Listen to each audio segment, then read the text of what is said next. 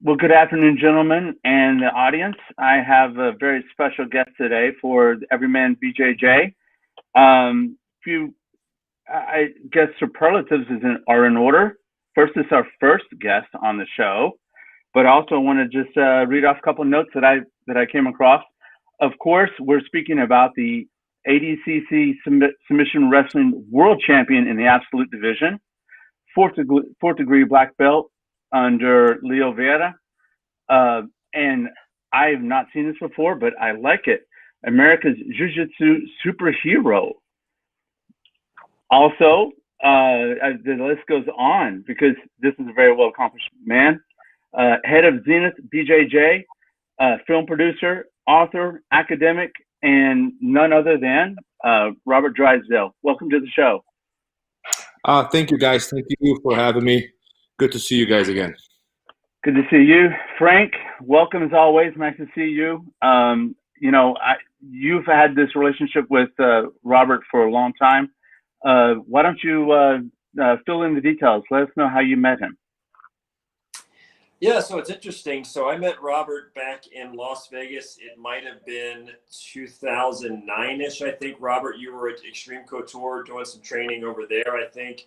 And Robert, at the time, was married to Michelle Nicolini, who, in her own right is a multiple-time world champion. I think Robert's a 6-time world champion in jiu-jitsu, if I remember correctly. Is that right, Rob? 6 times? Well, if you count all my purple belts and brown belts title and all the other world championships, then yes. Most people count if you only count the IBJJF league black belt division, I have 1 gold medal and 2 silvers and 2 bronzes in that tournament. So, yeah, it just depends on what tournament you count as a world championship or not.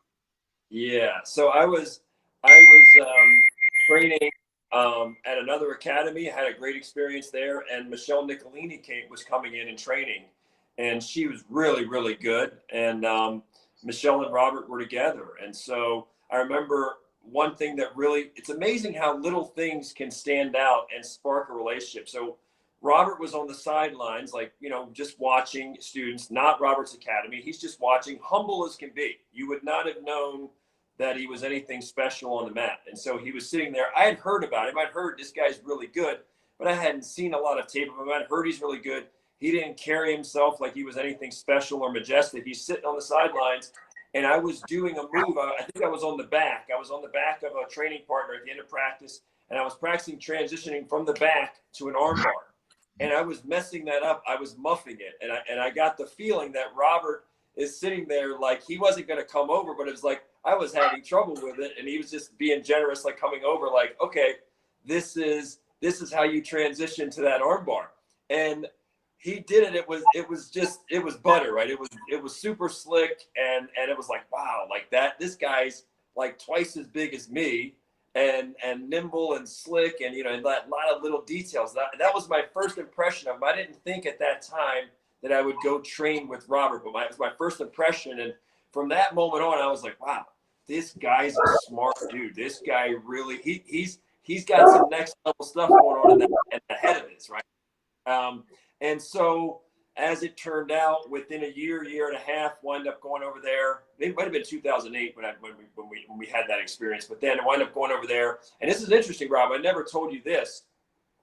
But when I first went to train with Rob at his academy, because Rob in the old days, when Rob opened his own academy, there were only like 12 or 15 of us, like hardcore. Like the whole world wasn't coming. Like later, Rob, you had Britain coming and Australia and Korea and UFC fighters, and it was a who's who on those mats. But in the early going, in the first year when Robert opened up, it was like, the regular people weren't coming. It was like the diehards. There was like 12 or 15 hardcore.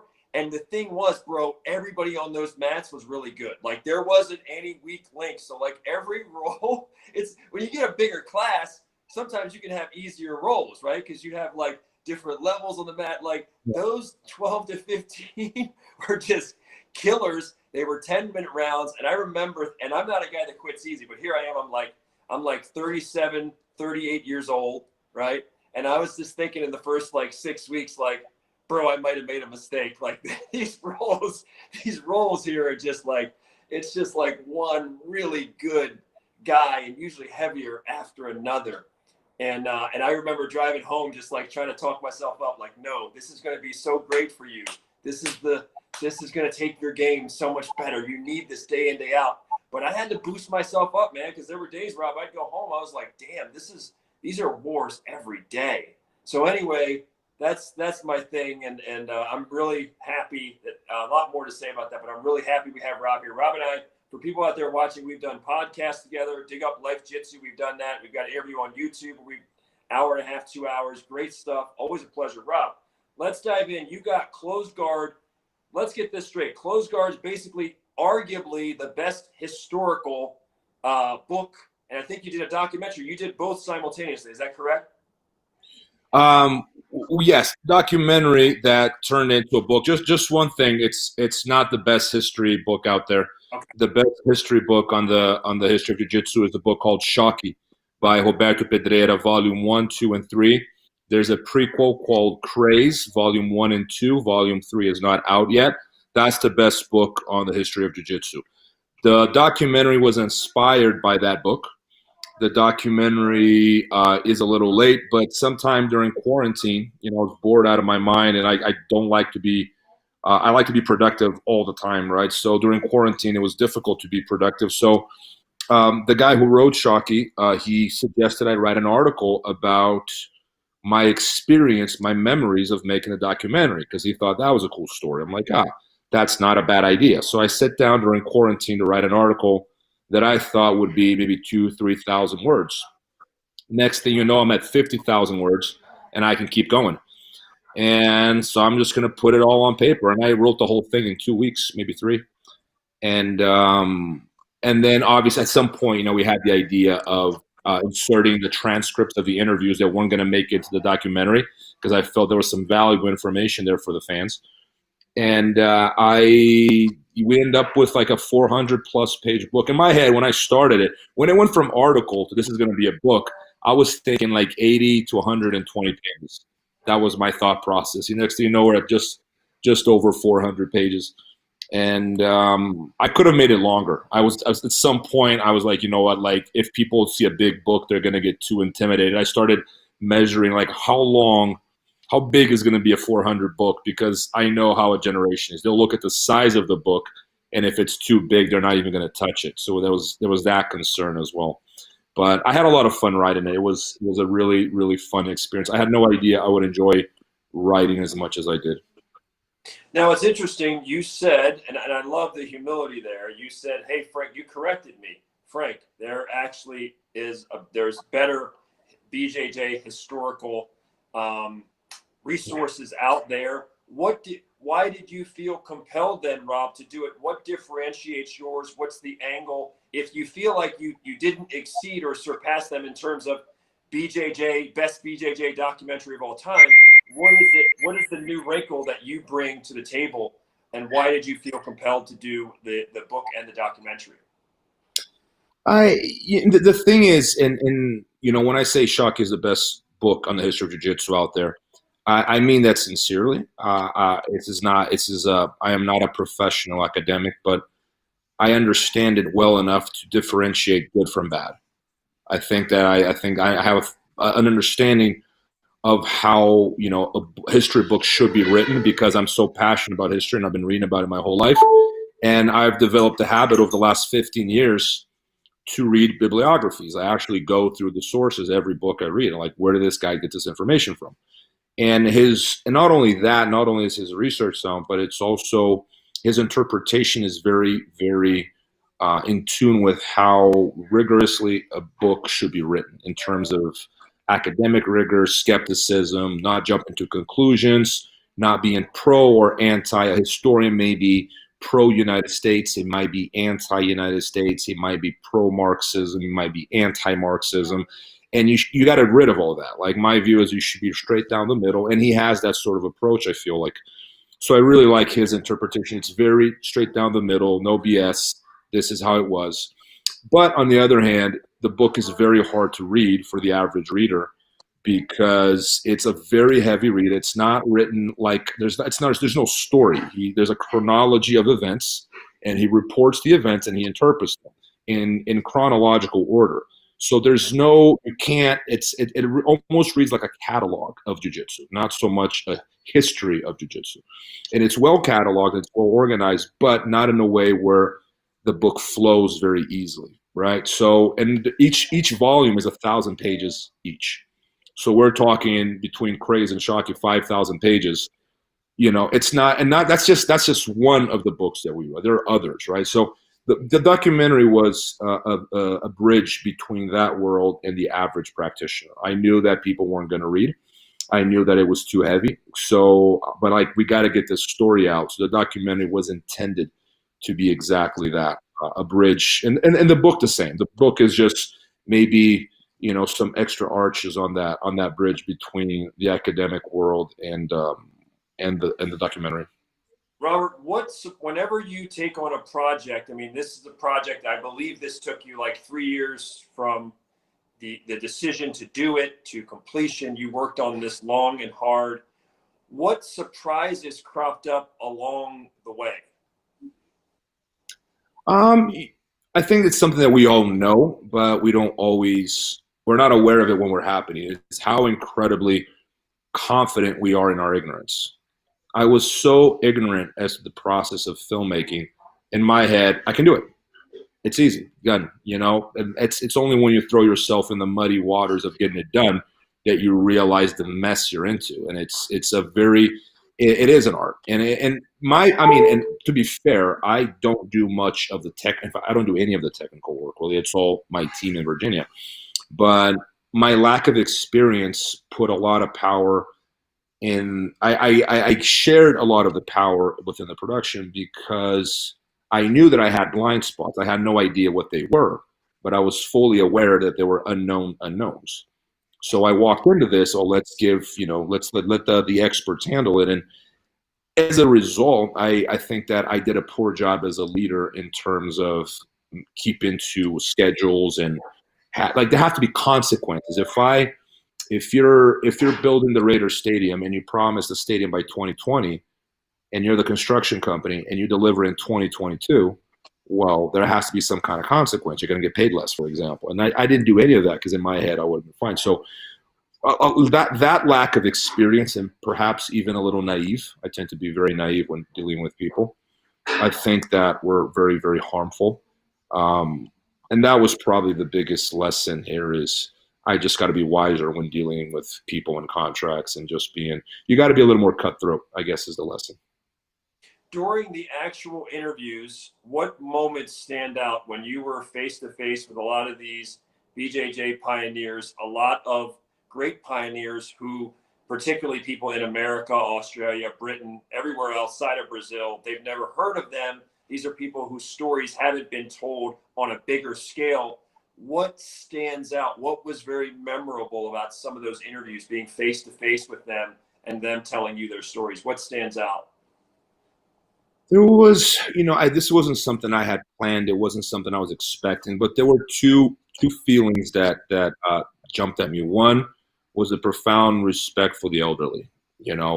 Just listening to stories of how João Alberto Barreto, he's one of the founding fathers. He's one of Helio's first black belts, one of the founding fathers of what we call MMA. He was the UFC first referee, the very UFC 1. He was the referee. He used to fight MMA every weekend. Every weekend. Let that sink in. Some of these guys will not take a fight on like a short notice on once in their life. This guy did it every week for years. So this man is a true superhero. No, he's not always remembered. He's not always credited. But it wasn't just that. It wasn't just the role that they played, but their humility, their wisdom. I felt that even when a lot of times we associate wisdom with intellect, with academic kind of intelligence, they're not necessarily the same, right? Some of these guys, some of these grandmasters, I don't think they've ever read a book in their life, but they were incredibly wise. They were life smart. They were life wise. And just talking to them, I think I was able to, see. I was curious to see which one I would be like when I was older, right? And you got a glimpse of what it is like to reach your late 80s. And I hope that I am in where they are. They were very different, but they all had an overall feeling of, I lived a life, I made mistakes, I did some good stuff, My regrets are this, and that, you know, but overall life is worth living. Life is very painful, but it is worth living at the end. And now I'm ready to go today, tomorrow, in 10 years. I have a smile on my face when I leave this planet. And that was the overall lesson. It was something quite beautiful. And then no one had expressed it like that, but they all had that attitude that they're ready to leave this world anytime. I remember, like, one of the last thing might have been the last question I asked Robson and Gracie. And I asked him, if you can fight anyone dead or alive, who would you fight? And he goes, I don't want to fight anyone. I've fought a lot. I've loved a lot. I live my life. I'm ready to die any minute now. I'm perfectly happy with my life. I got no one else left to fight. I just wish everyone the best. And this is a guy who grew up fighting in the streets of Copacabana and Ipanema as a kid. You know, this is a guy who's, I mean, you've heard stories of how he raised Ryan, Henzo, and Ralph Gracie, you know, and he's just like, I'm done fighting. And even a man like him, at the end of his life, was at peace with life in the world. The other lesson that jumped at me was the major cultural differences that operate in the importance of culture within a martial art, like visiting the Kosen gyms in Japan, Kosen judo gyms, which in technical terms are very similar to BJJ, but in cultural terms that they couldn't be more different, right? And being able to see aspects of Brazilian culture in Japan and all over the world, I had never realized to me that Brazilian Jiu Jitsu really is Brazil's #1 cultural expert ever, possibly. I don't think Brazil's ever had a cultural export as meaningful, as impactful as Brazilian Jiu Jitsu. Wow, you know, I'm a student of obviously of Jiu Jitsu, but also of Brazilian culture and the language. And I'm, as an American, you know, I'm constantly looking for that difference of what are the elements of the Brazilian culture that you see. So I appreciate, you know, you bringing this up in this topic. Would you identify for me a couple of things that you're referring to? You know, there's good and bad with any culture. I think you can find, you know, and because I'm half Brazilian, I can say this with a certain degree of comfort without sounding like a xenophobe. Brazilians are not, they live life in the moment. And as a result, I think there might be the happiest people on this planet. Like, I've never heard of, you know, what's it called, Prozac in Brazil. I've never heard of that. And I've never heard of anyone on it. It's true. Like, I had never heard of the drug until I moved here. I'm not saying that it doesn't exist there. I'm not saying that Brazilians aren't on it. I had never heard of it. They live life in the moment, man. They're very happy people. The suicide rates there are fairly low compared to a lot of countries. Like, they party. Like, if they can do something later, they'll do it later. They're not going to do it now. But I think as a result, they're very happy people. And I think a lot of it lingers in jiu-jitsu culture. It's far more relaxed to the Japanese culture. It's like, it's the shaka, it's the acai, it's the fist bump, it's the streetwear, the surf kind of, you know, I call it the Hakuna Matata culture. And it's kind of how these men live their life. They live their life like they're teenagers. And it's good and bad. There are good things about it, and there's bad things about it. I'm the kind of opinion, just like with the U.S. and Brazil, because I've always been in between. I'm like, what's good about Brazil can I take, and what is good about the U.S. that I can take? And I reject what I don't like, and that's how I try to shape myself. And in terms of jiu-jitsu martial arts, it's exactly how I feel. I don't see a problem with showing up on time. I think that showing up on time is a good thing. I like organization. I like order. I like structure. But I like to laugh and make fun of my friends too. And if I call you a name and make fun of you, you shouldn't call the principal or call the police or be offended. Like, you know, take it easy, man. It's just life, and it's fine if someone makes fun of you. And that's all Brazilians do, is make fun of one another. Like, they barely talk. All they do is tease each other nonstop. The word bullying does not exist in Portuguese, just to give you an idea. The concept is so strange to them. Like, you mean like being friends with people? Like, that's what they do, is make fun of each other nonstop. And I enjoy that. I like that. I like making fun of people. People make fun of me, I laugh. I laugh at myself and not take life too seriously like that. And Brazilians have mastered the art of not taking life too seriously. I had to ask because I'm married to a Brazilian, so it's, you know, I'm always, you know, always seeking, you know, what makes us different and you know, whether it's either personality or is it cultural. And I definitely understand the part about time. You know, the time it's on a different clock. Like what clock? Yeah. Oh, yeah. Well, appreciate Robert, that. I'm sorry, no. Robert, why do you think it's important for people to know history? We've got a time and age. BJJ is blossoming. It's spreading like wildfire. It's, you know, every technique is on YouTube now.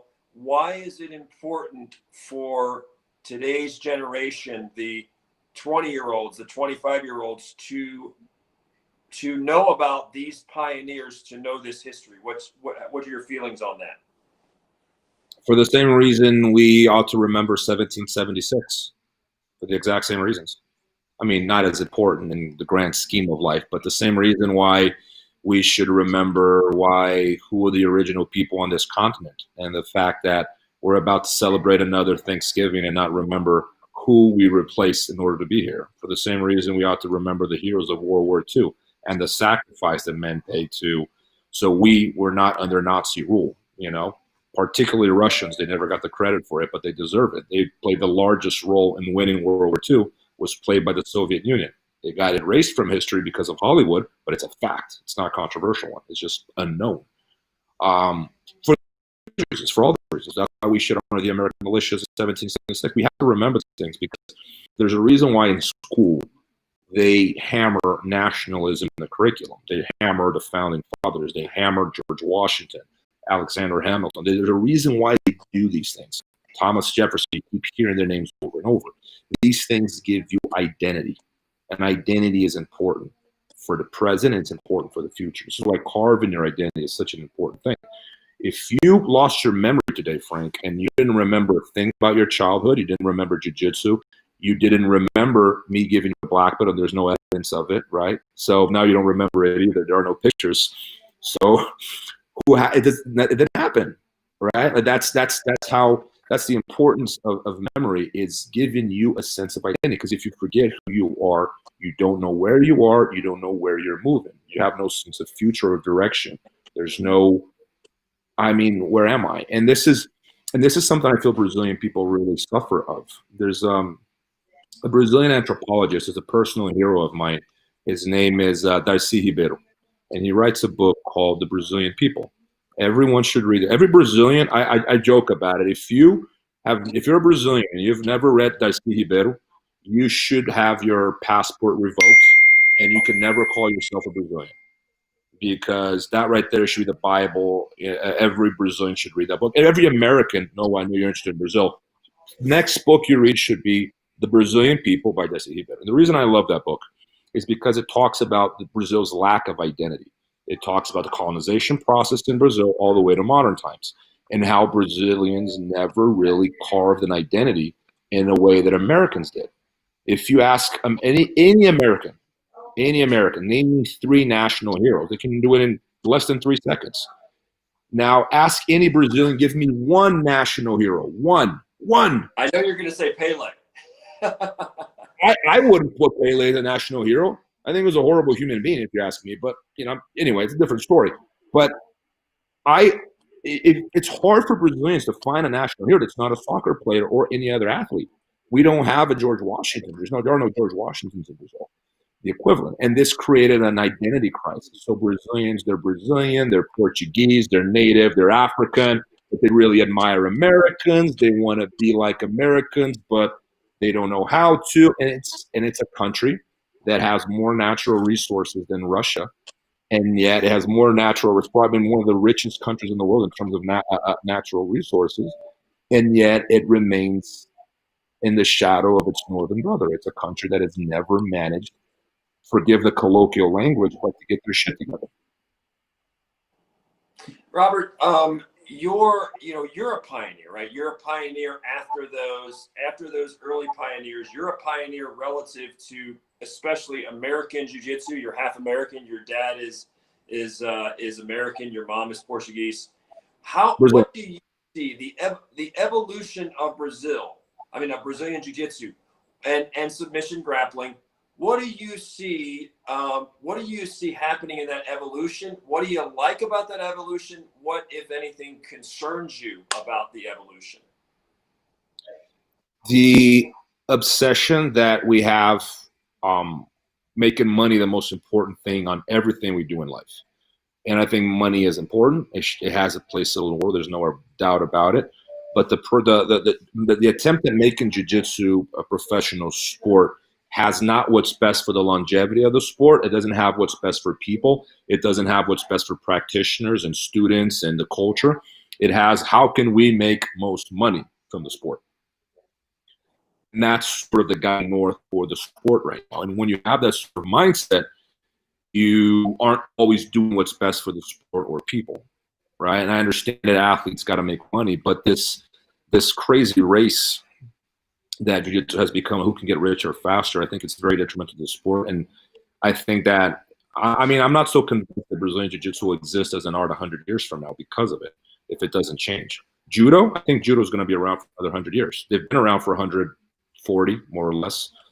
You know, I think they're going to be around for another 100, no problem. Brazilian jiu-jitsu, I'm not so sure, right? And there are reasons for this, right? That the culture, the identity, it guides the future of any individual. It guides the future of a group.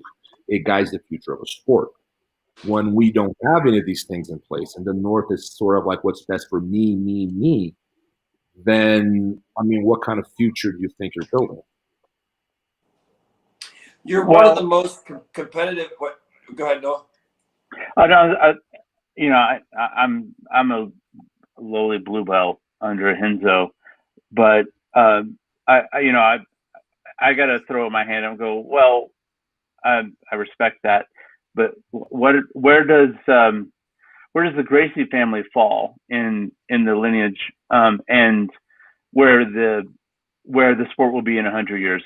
I'm sure there's going to be Gracies around, but I like the contrast thought, or that thought of how is the pursuit of profits tainting or affecting the lineage or the longevity of jiu-jitsu. I like that. That's something that I wouldn't expect to hear. So, you know, as a Gracie student, you know, that actually, you know, stands the hairs back on my back a little bit to hear that. But I think the Gracie is going to be around promoting the sport. Now, what's your thoughts on, you know, with where that lineage, its role in the future, and keeping it in another 100 years? I don't think the Gracie family will be playing a prominent role in the future of jiu-jitsu. I think it's going to get less and less over time. I think they're going to be remembered as, you know, a fundamental group of people. Not all of them. Some of them did more harm than good, but some of them are very, very important. Some of them did more harm than good, if you ask me. But so let's not generalize. But I think that they played a key role in the development of what we now call Brazilian Jiu-Jitsu outside of the judo matrix. But 50 years from now, I think they're going to be history. There's not going to be a lot of jiu-jitsu. I mean, normal, not more or less. It's not going to be. The family is not united. As a, you know, there's a moment there. I was just talking to Jean-Jacques Machado yesterday. You know, we announced him. You know, we're going to announce him today as the official narrator for our documentary. So I spent the day with him. And he was talking about like how it used to be, and he's sort of part of the family. He's like, man, there were 40 kids in this ranch, and we would line up to eat lunch. And as soon as we were done eating lunch, we would go play, and we get in trouble, and we'd fight, and we, you know, do jiu-jitsu. And when there was time to eat again, 40 kids would line up. They were very, very united. And I think that so much division now that I just don't see that happening. I think it's gonna, you know, they're not going to be a cohesive group. I mean, at this point, I don't think they are. There are pockets, but the tendency is for them to have less and less influence in jiu-jitsu, I feel like. And the jiu-jitsu is going to fall largely in the hands of the English-speaking world, because that's where the money is. You see this through flow grappling. You see this through the professional, make the jiu-jitsu becoming more and more professional. You see this in the fact that, you know, there's far more There's a much bigger marketing effort made by English-speaking peoples. There's a much bigger push for people, English-speaking people, to become prominent in the sport. Like you get, Brazilian doesn't speak English, and he can win 5, 6 world titles. No one pays attention. You get a guy who's American or Australian, he wins one world title. It's like, whoa, he gets 10 times more notoriety. It's not even close to being proportionate. I'll give you an example. ADCC. ADCC has 2 trials in North America and 1 in Brazil. Now, given the history of the fact that Brazilians win 70% of the medals in ADCC, and they have for the past 20 years, you would think it would be the other way around. 2 trials in Brazil, 1 in North America. Not the case, right? This is one example of many. If you pay close attention, for any Brazilian to get any notoriety in the English-speaking world, I mean, you have to be absolutely incredible, like phenomenal. Averages. Now, you can't just be one-time world champion. You have to win 6, 7, 8 titles.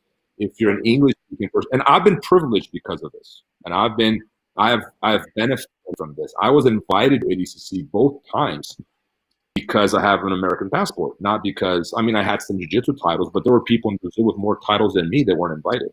I was invited because of English. So there's that element into the history of jiu-jitsu. It's changing because, the truth of the matter is Brazilians have always been in the leadership of the sport. What I'm seeing happening is that changing, and it's changing for a variety of reasons, but we don't have to get into it. But I think that, and that's what the part that worries me is that somewhere along the way, because the American mind is so business oriented,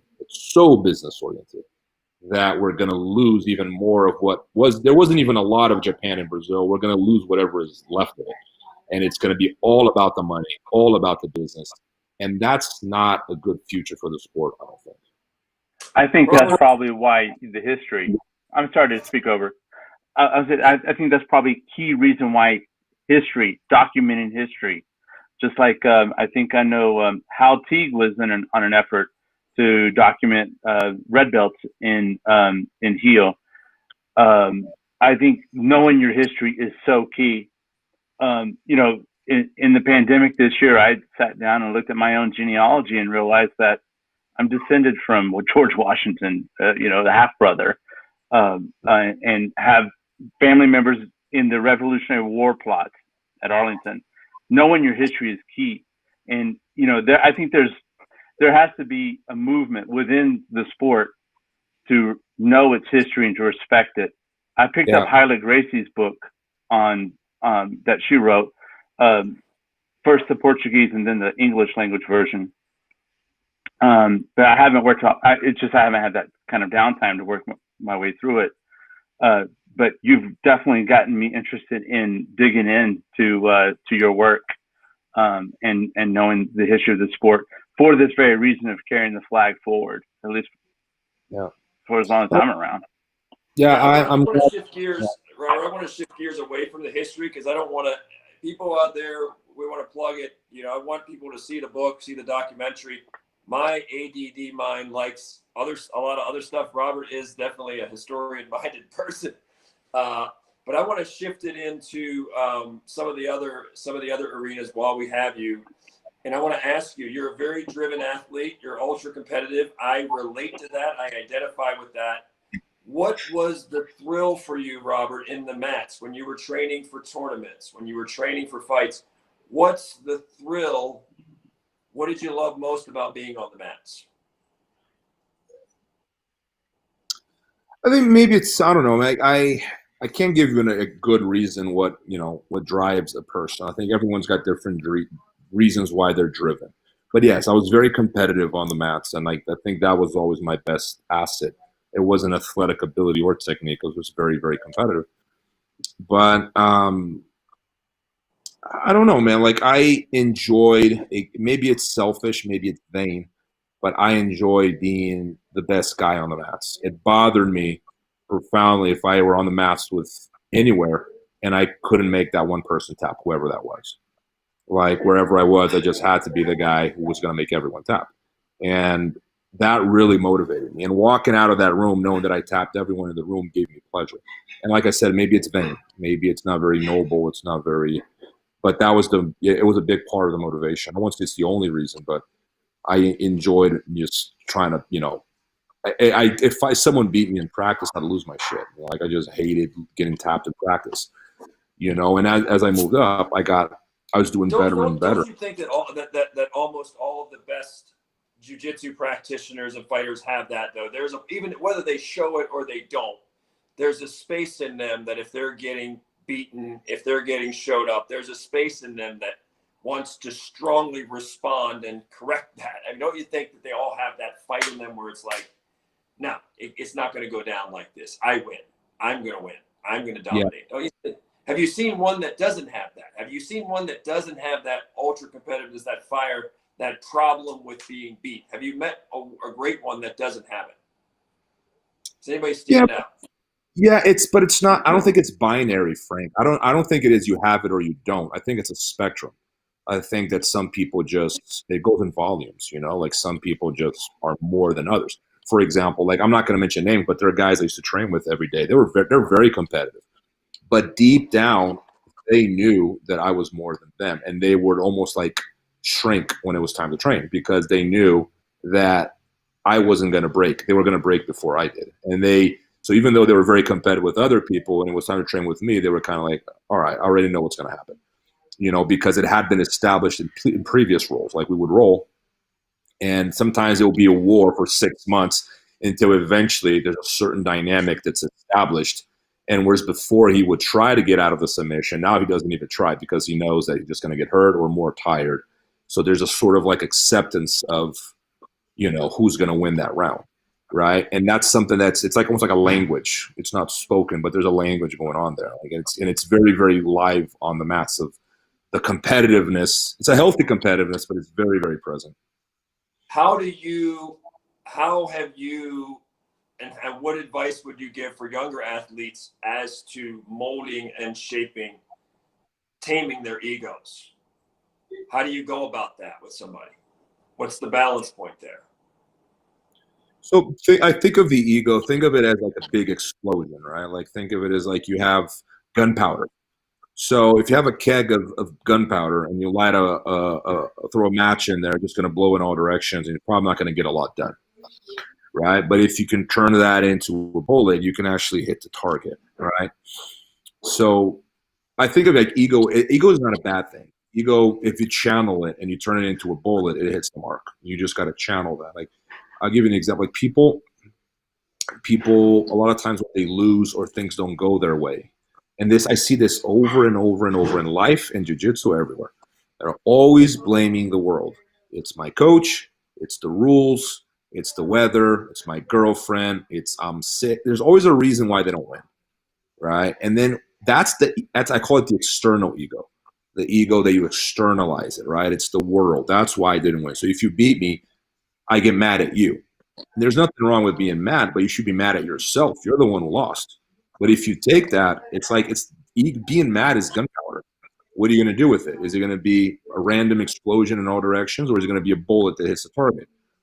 The key is to try to turn that gunpowder into a bullet, right? So it actually has purpose.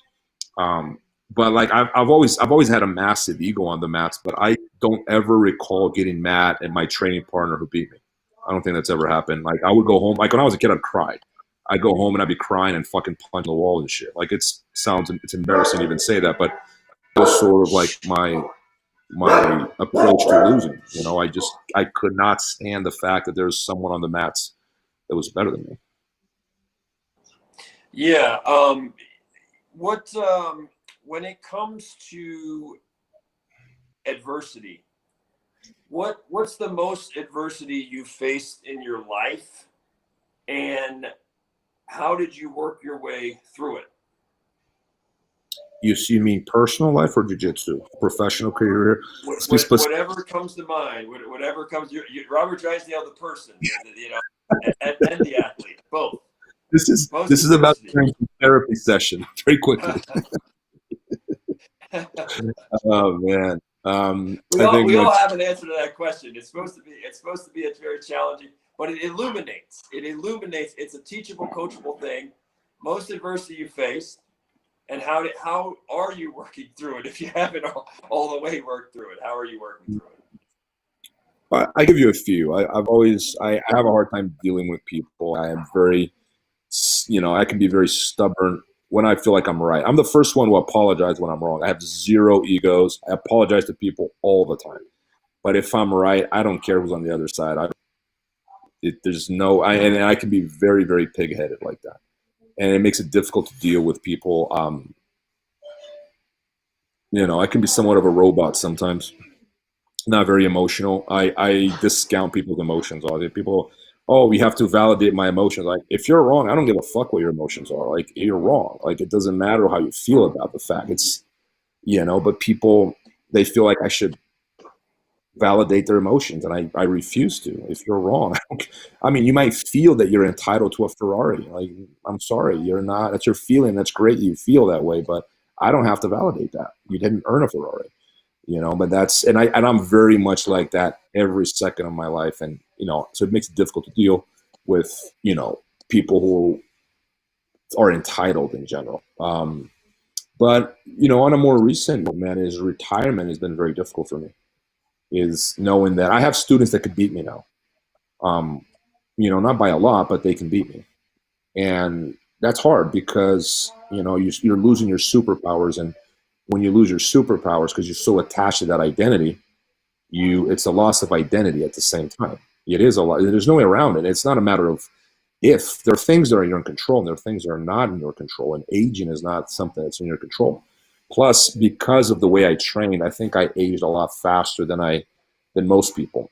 Because when I trained, every round was the final of the World Championship. I never had every round was like the final of the World Championship. And as a result, even though I'm 39, most people, oh, you're not that old. I'm like, I don't think you understand. If a doctor looked at an x-ray of my body and he had to guess my age, he'd probably say 60. I think I've aged a lot faster than I should have because of that. But that's been difficult. And, kind of finding the balance between, still being on the mats, but for different reasons, because I can't be that guy anymore. So now I just have to be on just to be in shape. Like, what the fuck, man? Like, I don't want to be on the mats to be in shape. That's bullshit. For what? Because people think I should. Well, that's stupid too. Why am I on the mats? Like, what am I doing there? Like, if I'm not winning, like, what am I doing there? So it creates it makes you ask what, because I can say all day jiu-jitsu is an end in itself, but I don't feel like I live that. Like, I think I say that and I try to do that, but I think deep down I still miss, being able to win every second of every round. And then if I do that, let's say I do push, the next day I'm going to be in severe pain. So it's a combination because I can be in shape and in a lot of pain, or out of shape and in no pain. And because I'm not competing, like before I could justify being in pain because there was an objective, right? I don't have that objective anymore. So it's like, why am I in pain all the time? For what? Right? So there's the solution is to slow down. There's no other way around this. But Robert, that's not do you have a lot more respect for me at age 38 and 40 in the room with studs training? do you? Oh yeah. I used to say that to you. I used to say, bro, one day you're gonna realize, because sometimes you would think Frank's got more in him. Frank's got to have a little more in him, and I'm giving you everything I got, man. As a coach, my job is to do that, right? But when a 25-year-old hears this, he doesn't hear you. It's because he looks at your body and he goes, well, you got 2 arms, you got 2 legs, your face isn't cut, you're not bleeding, you're standing, you're talking, you're walking, clearly you're just as healthy as me. That's their thought. That's how I used to think, right? It's like, you don't understand, like, the joints don't move as quickly and it hurts when they move and their reflexes aren't, there's nothing you can do about it, So that's been I have a lot of respect for people in their 50s, 60s who are still on the mats. I'm like, holy shit, man. That is way harder than winning a world title, man. Like, winning a world title in hindsight was easy. In terms of discipline, that was easy. Being in the gym twice a day, that was easy. I was healthy. Where's the discipline? I enjoyed every second of it. I was healthy. There's no discipline at all. But, like, being on the mats when you're hurt and it's way harder. what do you, in terms of, because I hear people say, it's popular to say, I have no regrets. I have no regrets. I have, live life with no regrets. The reality is, I think we all have regrets, or we all wish we had a do-over, right? We're like, I wish I could do that over. When you think about life on the mats and off the mats, if you could have a few do-overs, what stands out? You say, I wish I had a do-over on that one. I would have not opened a school. I would have focused on my career. I would have not taught seminars. I would have not taught jiu-jitsu. I would have just buckled up financially and invested 100% in my MMA career like I did with my jiu-jitsu career. I don't like to use the word regret because it makes, when you say regret, to me, what I hear is you're not content with where you are in life, right? And life brought me here because of the good and the bad. So I am content. I'm happy in the sense where I feel like I'm proud of who I am, right? I don't have any identity issues in that sense. Like I'm not happy with the person I am. My mistakes made me the person I am. So no issues there. But there is a part of me that's like, hey man, it would have been nice to have that triple crown, like IBJJF, ADCC, and a UFC belt. And I could have. I really think I could have won a UFC belt. But that's the only thing that, I feel that like I said, I don't want to use the word regret. I'm not going to use that word. But I think had I not opened a school and just invested 100% in myself, I think I would have done a lot more in MMA. While we're on that subject then, because let's talk about black belts, like giving someone a black belt. What, in your mind, because you have the spectrum, as we talked about earlier, you have the spectrum. You have the world champions, the ADCC champions. You have the people that compete at the Pan Ams and the American Nationals and, top submission grappling tournaments, people who fight. And then you have everybody else. What is the standard there? What are you looking for? Because you might have, the 70-year-old mom, the autistic kid. You have all different kinds of people, the 100-pound, 20-year-old woman that's training who is worthy of a black belt. A lot of us just think it's like, oh, whoever's competing at tournaments and winning everything or whatever, or on the podium. How do you adjudicate who is black belt worthy?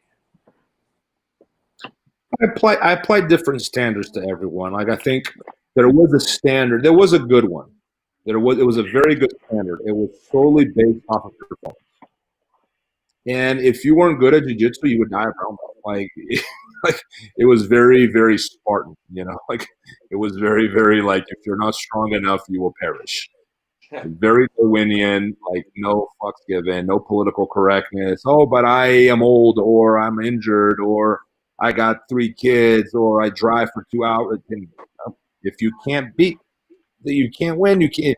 That was sort of like the mentality, but that has been lost. And the other thing too is, is that fair with a 55-year-old mom who trains, 3 times a week? She's been training 15 years. And is that fair with her that we ask her to beat everyone on the mats? Like, she's a 55-year-old mom. One solution is to create a different system. So you have 2 kinds of black belts. You have a competitor and a practitioner black belt. That's the solution. The honor of a competitive black belt is given on the podium only of a big tournament. And that's a solution. And they have the practitioner black belt, which is anyone who's consistent. And, as long as you're not a monster of a human being and you're consistent and you have a fundamental understanding of the curriculum, you deserve that black belt. But I think that for you to be a black belt of the competitive type, you have to, it should be one of those things where you have to place in a national level tournament or win a national level tournament or something very significant, right, that would justify you moving up the ranks, just to draw that distinction, because there really is a difference. Now, you talk about different athletes that you've faced. You faced Roger Gracie a number of times, and I remember you telling me the story about his grip power. He's just got this, he's got a phenomenally strong grip when he's on the lapel. Tell us about what stands out, because again, Roger Gracie is a fascinating athlete in that when you watch him, he doesn't look like anything special, right? To the person who knows nothing about jiu-jitsu, who's never heard the name, hasn't heard much about even the Gracie name or the Gracie brand or Roger Gracie, you watch the guy warm up, doesn't look like anything special. You watch him move on the mat, he moves pretty slow and deliberate. He doesn't look like anything special, but he is special. Tell us about what makes him special, Robert, what you felt, what you think makes him special, and about that grip power of his on the lapel. First of all, I think he confirms something that every coach and every athlete knows. Looks have nothing to do with athletic ability. We have this, I think, Hollywood movies and cartoons and graphic novels, they have educated us to associate size with athletic ability. Like it was Arnold Schwarzenegger. Like this guy was a reference for people. He was a bodybuilder, and he became a reference of athleticism for generations. The Hulk is super athletic, right? So we associate these things. The first lesson we learn is that, the way you look doesn't say a thing about how strong you are. It really doesn't. And I'll argue with this with any conditioning coach will tell you the same thing. How you look says nothing about your athletic ability. You can't see red blood cells.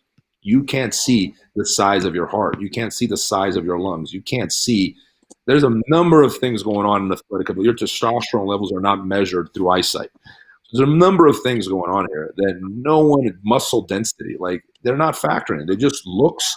I think they're a very small piece of the equation. I think Roger speaks that because even though he's very tall, you're right. He does not look very muscular. I'm telling you, he's very strong. He has ripped my gi sleeve off, brand new gi, like made a hole in it by pulling. I've never, in all my years of jiu-jitsu, I've never seen that, nor in competition, nor in the gym.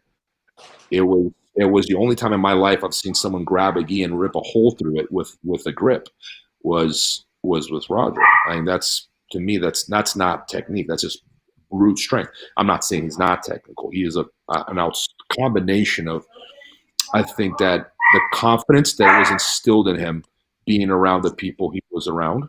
He was built up to be a champion. He has a father who's very supportive in the sense where he was a very successful black belt, and from all accounts, stupid strong as well. He was the guy who beat everyone back in the day, from what I hear. So he took a lot from his father. And he's surrounded by people that want him to be a champion, that tell him that he's a champion, that he's going to be a champion. And, there's a buildup for him to be that guy. It's kind of like Floyd Mayweather. Floyd Mayweather was built from the bottom up, not just because he's exceptionally talented, but because he was in a very, very, an environment that was very, that led to that, to his record of 50-0, right? Like that same with Khabib. Khabib was brought up to be the champion that he was. I think Roger was the same. He was brought up in the beginning to be that guy. And he became that guy, man. And it worked. Like I think there was an investment there that was made in him because people saw something. Not only was, I think there's an investment in every member of the Gracie family, but at some point they see something in some of them. And like Roger had that. And I think that the team Gracie Barra made a huge investment in making, and his father made a huge investment. This molds very well into a question, and I think you and I have talked about this before, which is basically predicting. If you're running a jiu-jitsu class and there's 60 students in there, white belts and blue belts, what do you look for to tell you? Well, let's say the white belts. What do you look for to tell you this one could be special? This one could be really good. What are some signs you could look for to predict? Very hard to predict. We know that with like Felipe Pena, right? You see pictures of Felipe Pena as a white belt. It's like there's no way that somebody's going to look at that guy in his first couple weeks or months and be like he's going to be this phenom, right? And no one's going to predict that. But what are you looking for? What qualities, what attributes, what intangibles for the young athlete, for the white belt, do you look for and say, aha, I'm going to pay attention to this one because this one could be really good. This one could be special. I can kind of tell, man. Like if they're going to stick to it is a harder thing, but you can see who the talented ones are right away. I can see that like almost like day one. I can tell the ones that are athletic, the ones that are not, the ones that are competitive with the ones that are not. And it's not necessarily an indicator if they're going to stay with it or not. The indicator if they're going to stay with it or not, that takes a little bit hard. That takes longer to read. As far as their talent and potential, I can see that day one. I mean, and I'm never wrong. Like, I can see this guy could be I mean, he's very, very talented.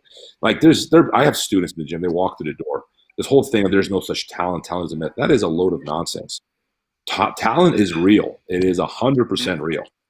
It's, you know, it's like saying that short people can play in the NBA and tall people can be good gymnasts. I'm like, yeah, right. Like, try to find me a tall gymnast that's successful in the Olympics. It just don't exist. Like, what you are plays a role in how well you're going to do things. It's just not, to me, it's so fundamental. It blows my mind that people believe otherwise. It's shocking. You can be whatever you want to be. This mythology that's wrecking people's lives. You can do whatever you want. It's a total mythology, and it gets people in trouble. Big trouble. Yeah. It's a big. Go ahead, Rob. No, that was pretty much it. And go ahead. So let's talk about Max. You had that moment, and by the way, we here on Everyman, we have a lot of respect for Max. We have a lot of respect for you. So this is not about questioning Max, because that could be anybody. Max could be the everyman, the every woman. Anybody who's super talented could be in a high pressure situation and things happen, and somebody who's the bravest, the best, whatever, just has an off day.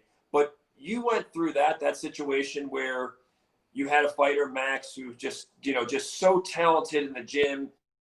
He's a young fighter. He's 5-6-0. Gets an opportunity in the UFC. He goes and fights. I mean, he's looking like the next great thing. He has an off day in there, and then you get some criticism for being the guy in 2020 who's trying to push his athlete and trying to talk him into, hey, let's go. You can do this, and so there's some criticism of you. But let's just talk about today. That was a learnable, teachable moment for you. What did you pull from that experience, Rob? What did you learn from that experience going through that? I learned that the world has become I mean, it's been a theme, not just with fighting, but everything. Politics, history, jiu-jitsu, MMA. People are confusing information with formation. That's how I like to put it. Like, everyone's an expert. Everyone's an expert now. Everyone knows what they're talking about. Everyone's so opinionated. And my take on it is, if you're not a physicist, you shouldn't open your mouth about quantum physics. You got to shut the F up. Unless you're repeating an expert, shut the F up. Repeat an expert, different story. You're quoting from someone else, different story. Your opinions on physics, quantum physics, are not relevant because you are not equipped to make these calls. I think MMA fans are some of the most opinionated people on this planet. Journalists are way too opinionated. I mean, it's all over the place, man. Like, you go on your social media, it's just full of people, full of opinions, and they don't know what I'm talking. I made a post today on my Instagram. To me, it's funny to me because people are like, "Oh yeah, I never thought about that." To me, it's so obvious. But it's like, would you learn jiu-jitsu on YouTube, or would you prefer to learn it from a black belt? I think everyone's black belt, of course. So why is it that when it comes to your politics, you go on YouTube and Facebook, but you don't read academic work? And everyone's like, well, yeah, because, it's no. There is such thing as a hierarchy of expertise, and whether you like it or not, I mean, you don't have to like it. It just is. There is a hierarchy. Some people know more jiu-jitsu than others. Some people know more basketball than others. Some people know history better than others. And some people don't know MMA, and they should just shut up. You can watch it. You can appreciate the athletic ability. You can appreciate the technique, but you should not make comments on things you don't understand. As a coach, if the only thing I regret that day is my choice of words. I should have used better words to convince Max to get back in. That's the only thing I would have changed. If anything, I should have pushed him harder. And these people saying that I was out of line, 100% of the time, they've never trained before. So I disregard their opinion entirely. And to me, it's almost like standard. Like, I knew the coaches and the fighters would side with me. So I was not surprised that was the case. It's just that they're the minority. But that's the other thing. The democratization of information has confused people. People think that the majority of people believe something must be true. The majority of people should elect their leaders. That's a great concept. The majority of people aren't necessarily right. The earth is not flat because 500 years ago, many people thought so, or most people thought so. Okay? it's just this confusion. Like if democracy is everything all the time, it's like, no, sometimes it isn't. Sometimes what people believe is irrelevant. They're wrong. End of story. Like if the majority of the country believes that global warming is a hoax, that doesn't make it a hoax. It's what you believe. The experts are saying this. End of discussion. This is not a debate. And this is with everything. People are just so opinionated. It's dangerous. Robert, what did Max say to you afterwards? Because that's what got lost in this. What got lost in this is everybody heard the criticisms, what this pundit said, what these fans said. You know, people criticizing Max very harshly. People who've never made the walk, who've never put it on the line, who've never put their body on the line, who've never went out on the ledge that he has. But what's lost in this is, what did Max say to you in the hours afterward, or in the days or weeks afterward? What did he say to you? I mean, we lost communication after a minute. The first week or so, we were communicating a lot. But I think, you know, I truly believe he's one of the most talented people I've ever trained, if not the most talented. But he's very hard on himself, and he's one of those guys. He's so good. He's so used to winning that when things don't go exactly how he wants them to go, he doesn't know how to deal with it. That's why I tell parents, as parents think I'm crazy, but I'm like, kids should lose, man. Like, you got to get used to losing. It's fine if they lose. And I think Max, even though I know he's lost matches before, of course, but he doesn't deal well with them, is my point. But I remember there's one thing in the locker room that he said. He kept saying, like, I'm never going to be the best. I'm never going to be the best. And that just stuck, because that kind of resonates with me too. And it's a huge weight to carry, walking around trying to be the best, and that in mind. And I was constantly like angry at myself because I'm not the best. There's always someone out there better than you, and it's a huge weight to carry. And it's almost like, I mean, it's good and bad. I mean, it's got its upsides, but like, who wants to live like that with that sort of pressure? And I think that's the one thing he said. He kept like ringing in my head. He was obviously very upset at himself, and he just kept saying, "I'm never going to be the best." And I think a lot of athletes live with that sort of pressure. And I think it's good to drive you to have that sort of pressure, but you have to know when to forgive yourself. I think learning how to forgive yourself is important as an athlete, because you don't want that to end your career or sink you. Like, you want it to be like, okay, I made mistakes, let's fix them, versus, oh, I'm never going to be the best, I'm not even going to try. You know, like do you think he'll ever fight again, Rob? Do you think Max will fight again? I have no idea. No idea. I hope he does, but I think it might take him a while to, you know, even get back to training. It's up to him. Like, look, I enjoyed my time training him. I think highly of him. I don't have a bad word to say about him. But it's ultimately his decision. Yeah, in terms of, by the way, I want to ask you this. So, in terms of the fighting out there, the jiu-jitsu and the MMA athletes, who are some of the athletes who you really enjoy watching, who you have a lot of respect for? I really like Lucas Lepre. I like Augusto Tanquinho. I thought that guy Lachlan Giles did really well at ADCC. I like what he was doing was unorthodox and unexpected, and I think I appreciate that, thinking outside the box, right? Who else? A lot of good guys out there, man. Like, there's so many. It's hard because if I give you 20 names, I'm going to be unfair with like 200 people. You know, in MMA, I love Khabib. Khabib is an easy, because I admire him in the ring, in the cage, and outside of it as well. Even like I don't agree with some of the things he says, I still admire him for speaking his mind. I admire him for standing up to his friends. I remember when Dana was about to fire Zubaira, you know, Khabib went, if you fire Zubaira, you're going to have to fire me too. And I think that Dana kind of backed down from that a little bit, because he knew that Khabib was serious. Like, he's not bluffing. It's not a political PR stunt. Like, he means it. He will stand by his friends. It doesn't matter how much money he's going to lose in the process. And that was to me, out of everything Khabib has done, that was the one thing I admire the most. You know, even though I tend not to try to, you know, I separate a fighter's in the cage from him outside the cage, right? But Khabib is one of those guys I admire inside and outside the cage. Yeah, what do you gosh, I just lost my train of thought because I was listening to you there. Well, I guess tell us about what you're reading. Go ahead, Noah. No, I was going to say, if I can interject. By the way, Robert, I really appreciate you coming on the show today and sharing with you your thoughts about Max and dealing with that inner voice of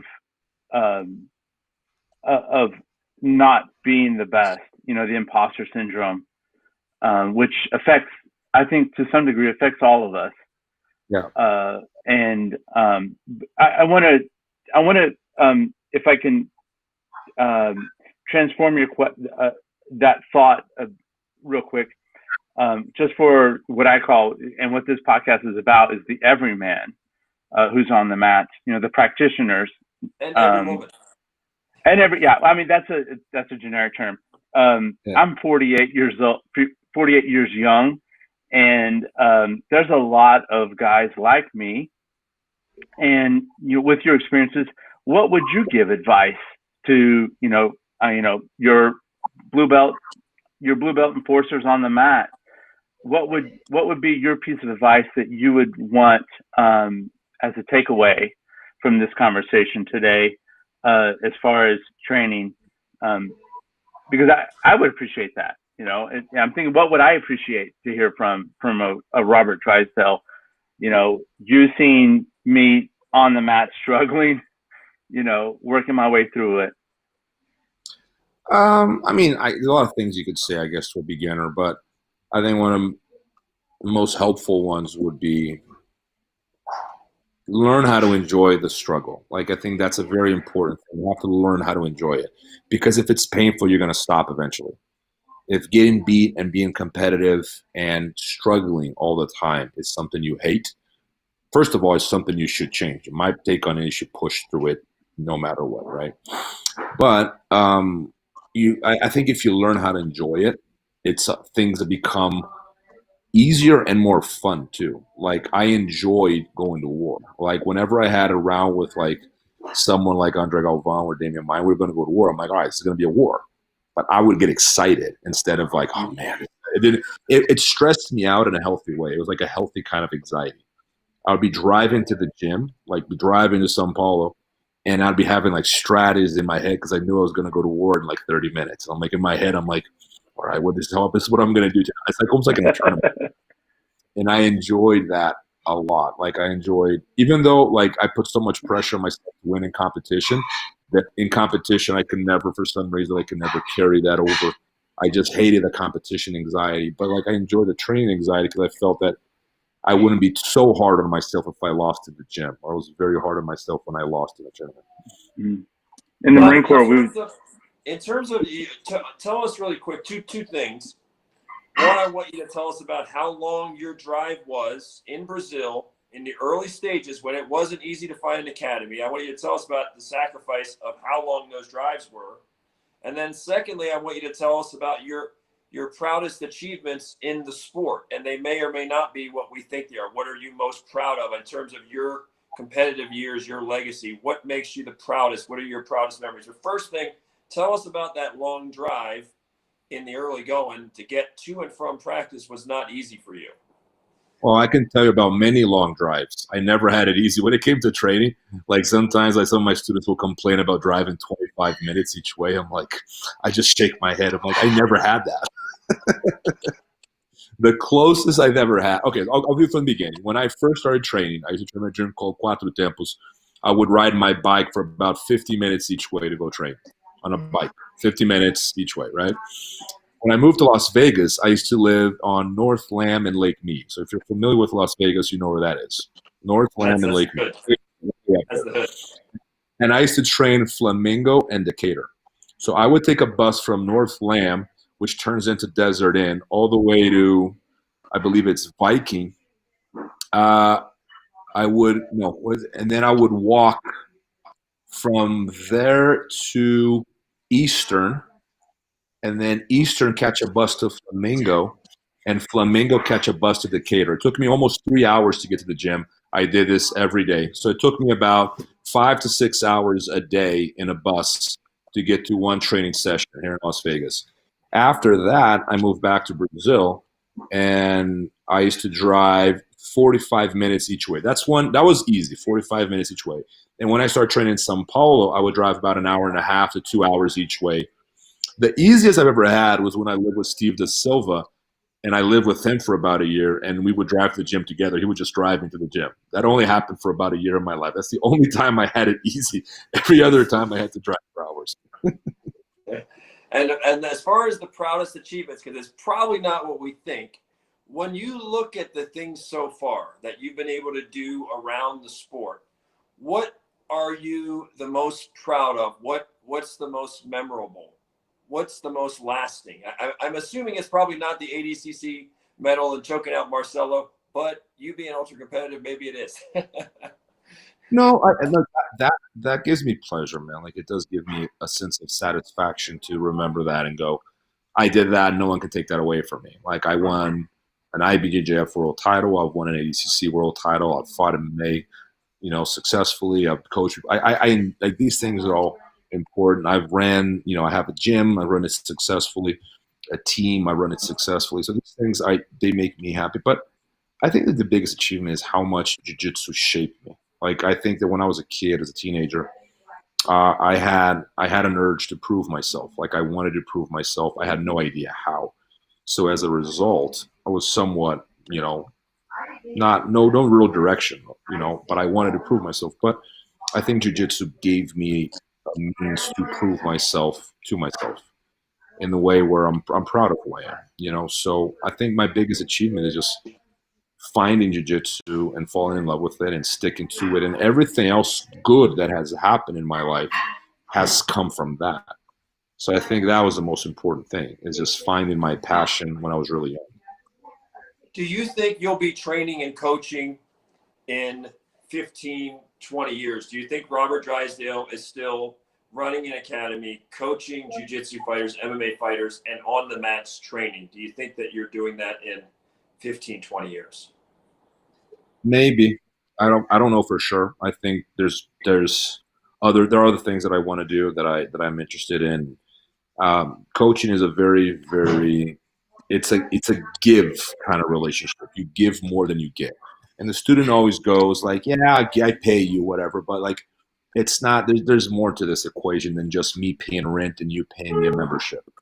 In terms of relationship, it's like a father and a son.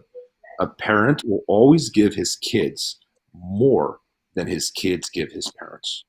Children are like, students and children are like, don't take this the wrong way, but they're kind of like little parasites. They take a lot more than they give.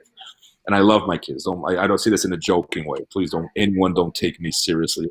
I'm a great dad. I love my kids. When I call them parasites, I'm joking. I feel like I have to say this in the age of political correctness because there's some asshole out there that is listening to this is going to use that as a headline. Robert Drysdale calls his children parasites. That's the age we're living in, right? The age of stupidity. This is the age of, I think Thomas Paine wrote that book, The Age of Reason. Like, this is the age of stupidity. That's what we're living in right now. I have to say these things. But, and that, it kind of wears on you. Like, I love teaching. I love what jiu-jitsu does for people, but it does wear on you, emotionally, mentally. So I don't know, man. I don't know if I like to teach, but I'm making some changes. I've made some adjustments, and they've been working so far. So 15 years from now, that's hard to say. I never plan that far ahead, man. I plan 15 minutes ahead. That's as far as I plan. That's the Brazilian half of you. That's the Brazilian half. Noah, do you have anything to add? Do you have any final questions here as we come down the home stretch? Just to bring it back to home, your mother's Brazilian. What's your favorite dish that your mom would make? Oh man, my mom makes feijão tropeiro, which is very good. I love that dish. Tropeiro. Tropeiro, feijão tropeiro. Her pão de queijo is very good. She makes this one dish. I'm not even sure if it's Brazilian or not, but it's like meat and potatoes, but she cooks it in a way. I mean, it might be an American dish. I don't even know. But like, it's my favorite dish in the whole world, and no one makes it as well as she does. Yeah, I think feijão tropeiro might be my favorite. Yeah, I got to look that up. That's very interesting. You By the way, get to both of you, how do we know when we're getting the real acai, bro? I just had an acai bowl a couple of days ago, and I always said, how do I know? What do I look for to know if I'm getting the real acai? Because I don't know what I don't know, and Fat content. I want to know. Huh? Real acai is like avocado. There's got tons of like the healthy fats. If you're eating acai and your label says 0% fat, there's no acai there, buddy. hmm. The fat content is an indicator. BB Suco near Corcovado. Many memories of BB Suco. I love that. That just sitting down right there, that big container of acai. That's You're man. killing me. I want to get on a plane right now just for BB Sucos, man. I love that place. I got my passport right here. We can go. No, what was the first I thing? try not to eat it, guys. I try not to eat acai. Even the fake acai, this is how good it is. Even the fake acai, if I eat it, I crave it. I want to go, and they're like 10, 11, 12 bucks a pop where I am. And I'm like, damn, Frank, you can't be affording like three fake acai bowls a week. Like, damn. Next time I go to Brazil, we'll go together, and I'll take you to the real place. Okay. Awesome. Really quick. So the Brazilian creativity, because to me, it just seems like, I mean, every culture is creative at certain things, right? But it seems like the Brazilians, with their food, with their soccer, with their jiu-jitsu, it does seem to be a very creative mind. Just, Americans are bigger, faster, stronger. We organize things. We systematize them. We feel like it's our birthright to be number one, and that's sort of our secret sauce. The Brazilians, it's the creativity IQ is really high. First of all, do you agree, Robert, with that the Brazilians are extremely creative at these things? And secondly, if so, what is it that drives that creativity? How do they come up? Even some of the jiu-jitsu moves, like, damn, the Brazilians are like just crazy creative with it. I think, first of all, whether you're creative or not has nothing to do with where you're born. I think everyone is creative, has the potential to be creative. As humans, genetically speaking, we are virtually identical, right? With, in the case of Brazilians, there's something in the culture, and I do agree with you, what you said. I think Brazilians are highly creative people. And I think it has to do with how unorganized they are. Because if you're unorganized, it's the truth of the matter. Everyone's got problems. There are problems in the world. Whether you're going to prepare for those problems or not is a different story. But problems exist everywhere.